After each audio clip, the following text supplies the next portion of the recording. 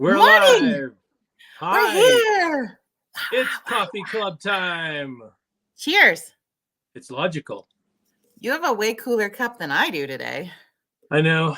It's I'm like a huge comic book nerd. Like Yeah. you have no idea. I have like all of the things. So I have this. I also have like various assortments of these kinds of things. Yeah. That's Oh, it's a cup. I was actually this is a cup that it's a coffee cup, but it's like it's too awkward and weird to drink. cumbersome. So was Star Wars a comic? Star Wars is a movie that is Okay. like a part of the whole nerdy universe. If you're a comic book person, you are. Well, and totally, and Star Wars, all the things. absolutely. Star Wars has a whole bunch of comic books. There's like the Star Wars universe is like expanded hugely in the book world. So yes. Okay. Yeah.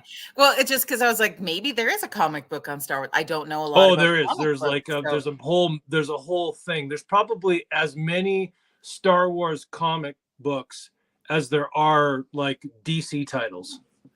Really? Yeah, it's like it's. We could do a whole coffee club just on comic books, couldn't we?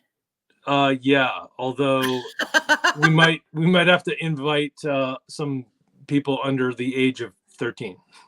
Oh, yeah. Otherwise, well, I think there's a few of you but I mean, think about even your generation, right? That's when comic books were really huge because that was a form of entertainment then, because we didn't have all the technology we have now.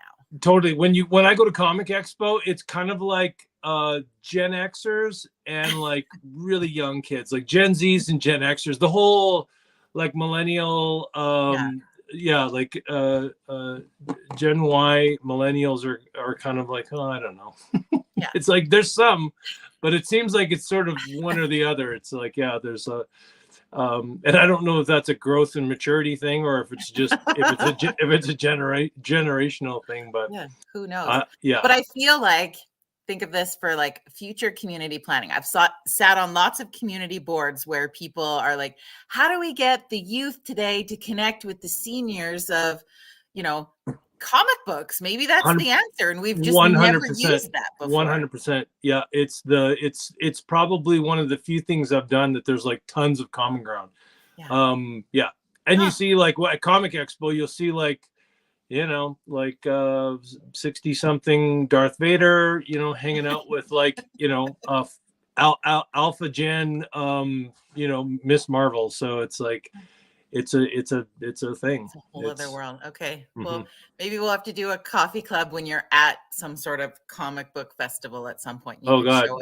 Well, first of all, if there is a comic festival in the Calgary area, I am there like guaranteed. I actually flew to Chicago in September and went to Comic-Con in Chicago. All by myself because that's how I roll. I was gonna say because I'm a loser, but it's like you have a niched interest, and that's okay. It's like it's not an. I would say interest would be that's mild. I'm obsession. I'm kind of like obsessed. All things science fiction and it's just I can't get enough of it. Great. Okay, we're gonna do a future coffee club on that because I have like 1,000 questions now. But today we're here for a specific reason. And I just want to quickly say good morning to Dwayne, Angie, Mike, anybody else as you're logging on to connect with us today. Please say hello in the comments. Let us know you're hanging out with us and welcoming to Coffee Club. A fan favorite, really, of the show. You've been here a couple of times over the past few years, but always excited to have Troy Kokol back. Singer, songwriter, producer, and comic book nerd, as we have learned as well today. Yeah. So how are things? I know that I tried to connect with you to come join us for a coffee back in September, and you were like, how's November 6th? And I was like, what? What is going on in your life? And like, so you've had a busy while. It has been, since, and actually like around the pandemic, I started producing music, sort of full-time-ish. And it wasn't intentional. It just kind of happened. And I think because a lot of artists were not able to perform. So I had a lot of demand to do production, and it suddenly turned into like, oh my gosh, like I have so much of this going on. And in that whole, during that whole time, I was releasing music, and my wife and I started a duo called Scarlett Butler, and that kind of, for us, it blew up. And so suddenly it was like my free time just vanished. So I was like, yeah. So I've been very good at trying to schedule and be conservative with my promises, and very plentiful with my no's and yeses. So just to make sure I stay on top of it also. No, I appreciate that. Now, we're going to talk about the reason I'd reached out to Troy in September was he released his latest video for one of his songs, which is really, really cool. And we're going to deep dive into that. But before we jump into it, you were recently on tour in your duo with your wife. Can we talk a little bit about this tour? Because I followed Scarlett Butler through your tour, and you are going to some very cool places in a tour that, I don't know, is it fair to say that it's probably not the first time, but I don't know how common a tour like that was for people. And I know I definitely haven't watched artists tour through a lot of Indigenous communities, and I think it was a really cool tour. So I wanted to talk a little bit about that too, if we could. Yeah, well, so back, it would have been 2 years ago, I approached Manitoba Arts Network, which is a network of art societies. They kind of gather and help organize art societies in Manitoba. And I was aware that they were doing some touring of Indigenous communities, but I wanted to find out what it was they were doing. And I wanted to make sure really that I wasn't duplicating work or stepping on their toes or getting in their way, but also making sure that I was able to complement whatever they were doing. Had a chat with them. We decided that we were going to join forces, and what we ended up building was we called it the Firekeepers Indigenous Song Circle. And essentially what it was myself, Joni, as Scarlett Butler. We teamed up with Don Amero, he's a well-known Aboriginal artist in the country music genre. And so it's Don, Scarlett Butler, and then we brought along with us basically the alumni or graduates of Manitoba Arts Network's programs. They have programs where they help Indigenous artists that are starting out. And so we said, hey, we'll take them on the road, we'll mentor them, we'll help them answer questions, whatever they need, and then we will tour Indigenous communities. So over the course of the last month, we hit 2 provinces, 4,000 kilometers, and I think we did 8 shows total. And yeah, so not only were we able to mentor the artists that were on the road with us, but also we would go to the communities, and we had some deep dives with some people that were interested or thinking about getting into music, answering questions about the business or about how we got into it. And so it was really, it's a pilot tour so that we could learn about what the communities need and also understand the best way to do it next time. So yeah. And how overall did that feel for you? Like, because that tour has a lot of layers of different places for your heart, I think. Yeah, for sure. I'm Indigenous, obviously. I'm part of the Métis Region 3.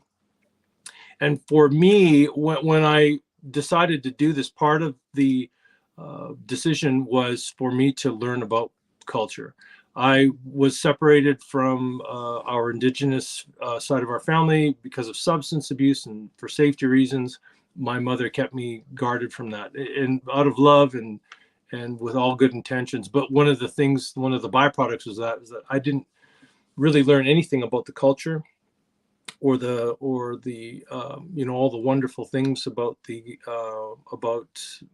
culture that I think add value to life. And so this tour was really about, for me personally, was connecting with different Indigenous cultures, also to try to understand like what I want to get out of it in terms of my own sort of spiritual, emotional, creative health. And the other side of it too was, to help people, because I feel like with our music, music is a very selfish exploit. We're always like promoting ourselves and doing things to make money or to get up on stage, and so this is a way to give back. And so it was a really great way to serve both needs. Yeah.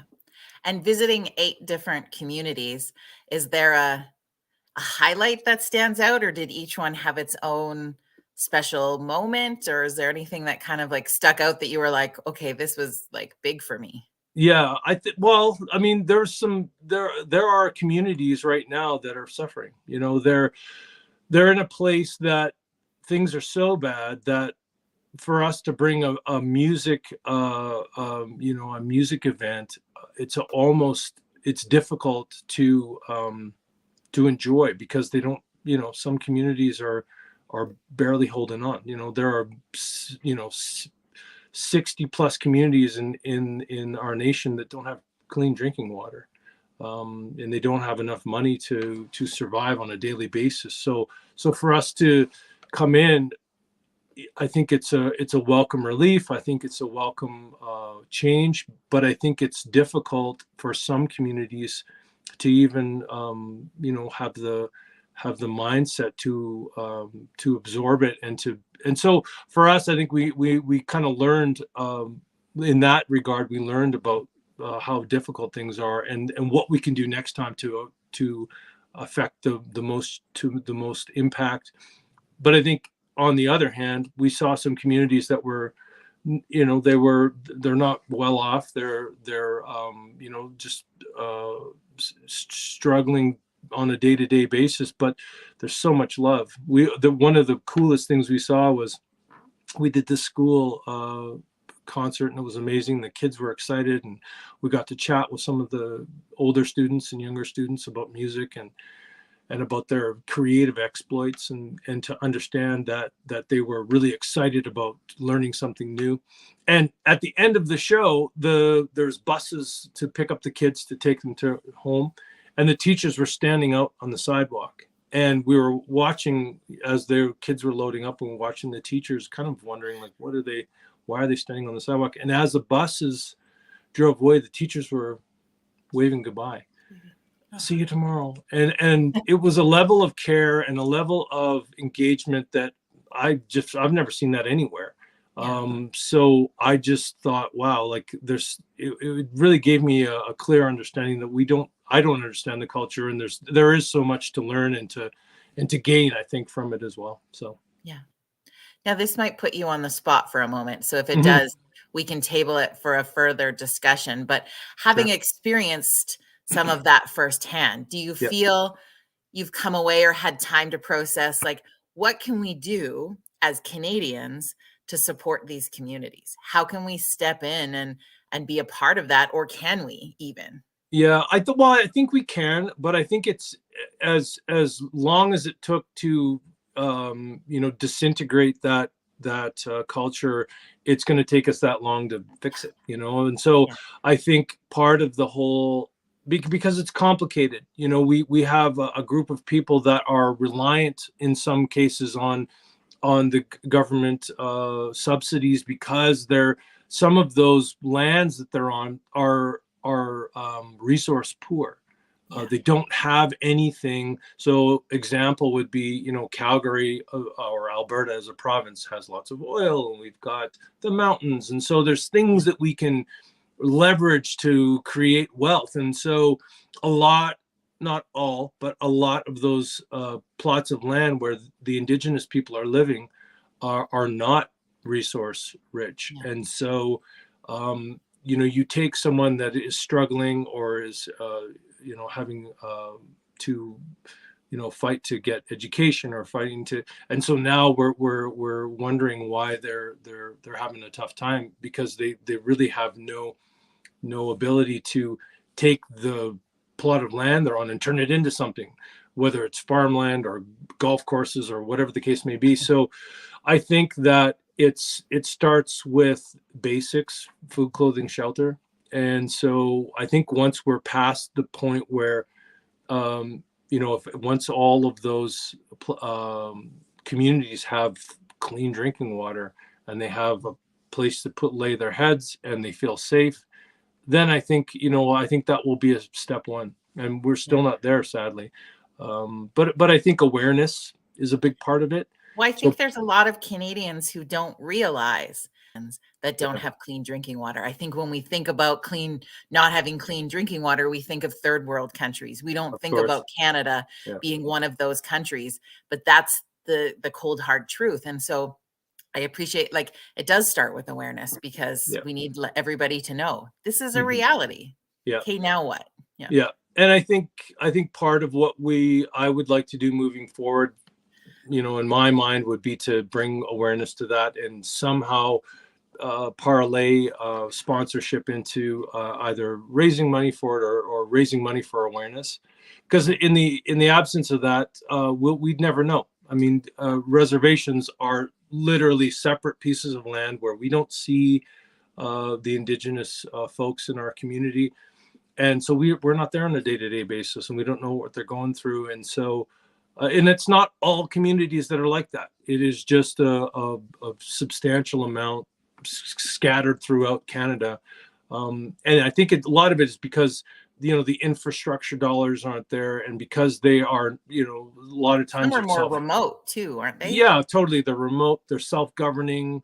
If it's like the RM of High River, that there are people that are actively involved to take tax dollars and to turn those tax dollars into infrastructure to support the community. And so, like I say, if it's a resource poor community, and if the people in the community are just learning how to keep a municipality structure in place, and it's a deep problem.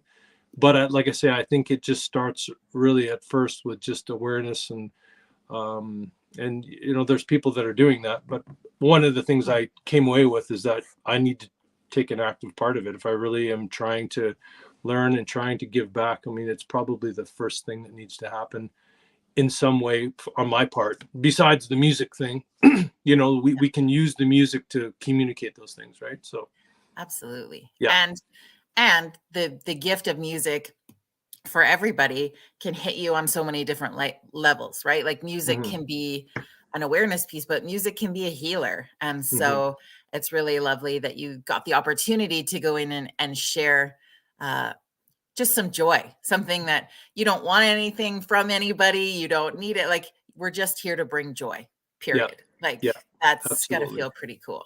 Yeah, for sure. And I think the other part of it too is that those communities, anyone that is musical or wants to do something musical, it's really hard for them to chase those dreams because they're remote. And part of this whole idea of us going to the communities was to say, hey, we're here. And so if you want to contact us, here's our information, or here's, you can contact us through your principal or through your band leader, your community leader. And we're always here to call us, but we're here to help. And so, and you have provincial associations that are there to help you as well. So that was the other thing that we, Manitoba Arts Network and OSAC, which is the Organization of Saskatchewan Arts Councils, both of those were our partners. Both of those organizations were our partners and helped us connect with the communities, but also helped us with funding and support to make it all happen, and also to provide ongoing support. So, which is wonderful. So that's very cool. Yeah. Okay, now let's talk about the song and the video per se. Like, putting out a song is one thing for an artist, but you've found this like niche where you go into creating these these art pieces, these videos that are just like, I want to say, like, I don't know, but I'm gonna just go out on a limb and say not simple at all. Right. Yeah. And I mean, the whole, so when I started, is it called stop motion? Is that the right terminology? So when I started doing the whole music thing, I thought, I would really love something visual. And and the first time I released a song, I thought I'm going to try to do animation. And I think it was like 3 months before my song was coming out. I thought I better start.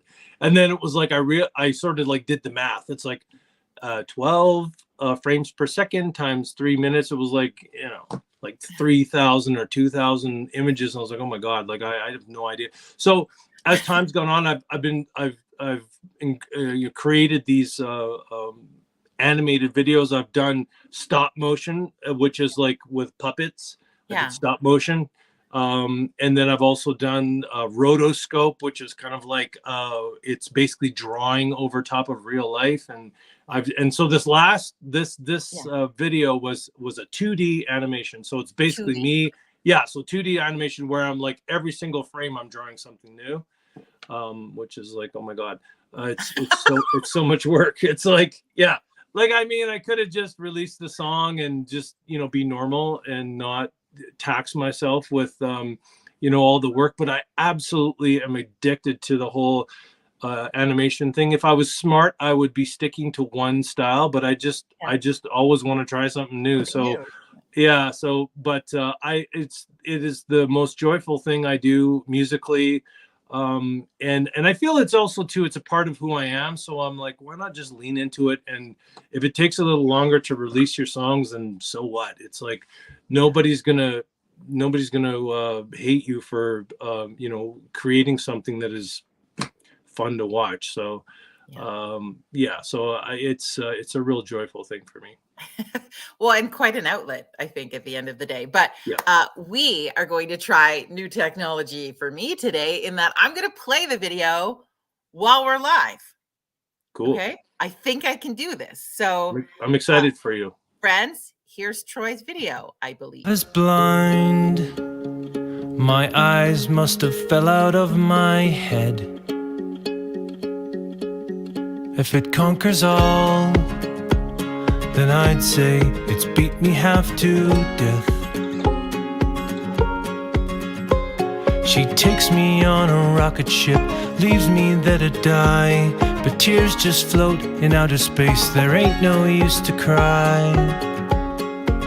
She lifts me high, like a lead balloon. She lights me up, like an Egyptian tomb. She sets me free, like a Berlin Wall. She builds me up, like a wrecking ball. Oh, oh, oh, oh, oh, oh, oh. Head over heels, tumbling hard, bloody as can be. So Jack and Jill, but no one's coming tumbling after me. She takes me straight to cloud nine. I hear angels all around, 'cause it's right next door to heaven, where long gone ghosts are found, and there's no going back down. She lifts me high, like a lead balloon. She lights me up, like an Egyptian tomb. She sets me free, like a Berlin Wall. She builds me up, like a wrecking ball.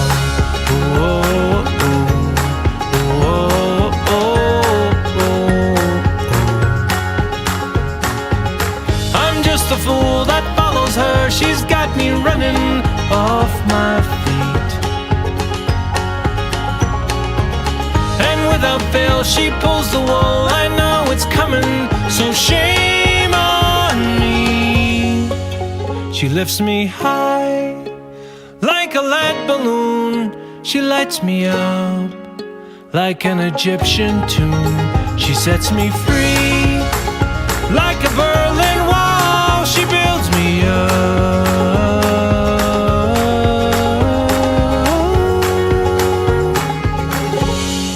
like a wrecking ball.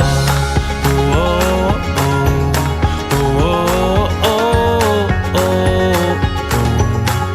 Like a wrecking ball.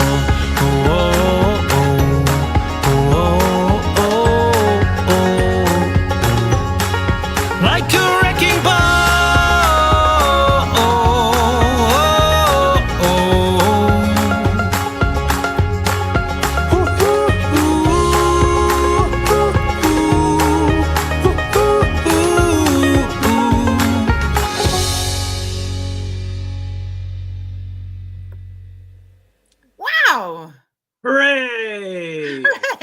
Well, and that was like Mitch J before he shaved off his beard. So you have That's to right. redraw him Yes. now. Yeah. Yeah, for sure. He's one of Canada's. Well, I would say he's probably Canada's premier auxiliary instrumentalist, and Yeah. very highly regarded, and a good friend. And he just lives up the hill. So Yeah. every once in a while, I'll whine to him and get him down here to play some tracks. Just come and play. But Yeah.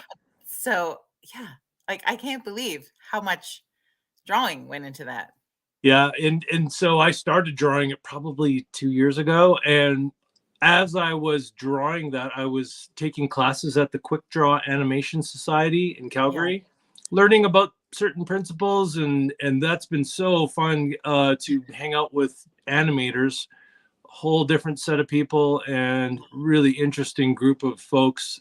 Really love being in that community, and so they've been instrumental in really teaching me the basics, which I'm still learning. So it's kind of, I sort of build my wings on the way down for every animation. I'm just figuring it out. It's like, oh God, like, but I love it. So do you have a whole other appreciation when watching like a Pixar movie and like the other animations now? Yeah. Like, And I mean, those videos, like that video I did all by myself. And so the amount of work, if you just thinking about when I look at, well, what I really appreciate besides, I mean, Pixar, of course, I mean, those are like hundreds of people working on those. Yeah. But when I watched the old, like Snow White, apparently that Snow White, that movie took 7 years. And I think it was like, a couple dozen animators working on that for 7 years or something. It's just insane. But yeah, it's such an immense amount of work. And but for me, I just do it while we're watching TV or whatever. And so I love it. It's an addiction. So yeah. Well, it kind of fits with the beginning part of our conversation with your absolute love for comic and illustration and all of that kind of stuff. It kind of feels like it's full circle that you would have done a video like this at some point in your life. For sure. And and so it's now I've invested in some, animation equipment, and I've invested in some animation software, and I plan to, it's only going to, grow from here, but I plan to do some stories, and I plan to do some legitimate animation, not necessarily music videos. So, but that, I feel that's in the distance. I still have a lot to learn. So yeah. Dwayne shares that he knew a guy years ago that was trying to get into Disney, and he finally got in only to draw nothing but water.